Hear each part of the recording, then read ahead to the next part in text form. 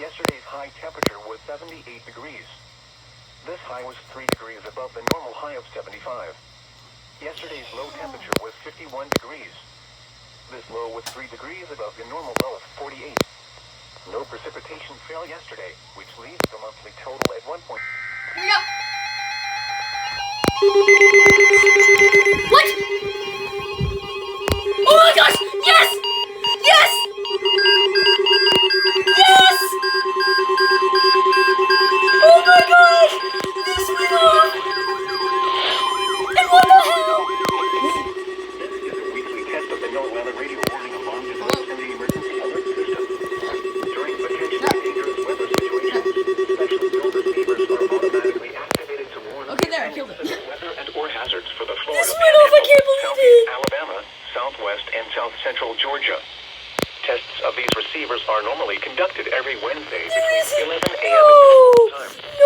When there is a threat of or existing severe weather in the area on Wednesday, the test is postponed until the next available non-severe or non-winter day.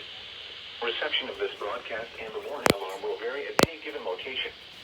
To provide the most consistent warning service possible, the warning alarm will be activated for watches and warnings affecting the Florida Panhandle, Southeast Alabama, Southwest, and South Central Georgia. Wait. That's the first time that's happened. The 03261 beats the 04. Forecast office.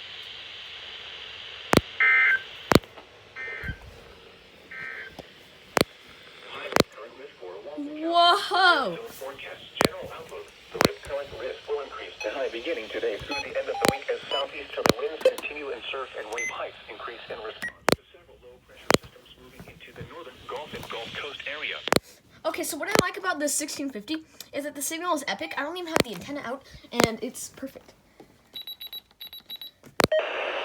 Oh, that's why it didn't go off. Okay, so I am filled with joy right now. This hasn't gone off in at least 6 months.